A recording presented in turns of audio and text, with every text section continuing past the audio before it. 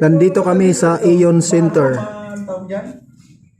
Dito lang naman malapit sa Laguna de Bay. Then yung pandinig, ano sila sa akin, dinig. Mag-harvest ng bangus yan. Nandito kami para sa gawain. Learning about Nakikita nila yung mga basura doon. how God is faithful to us. You know why faithful? Because we sleep only less than 3 hours. Amen. And all, this is the chairs for the incoming security personnel of our good security agency. Pastor, di naman pinalitan ng kasosyo ah. Ba't wala siya?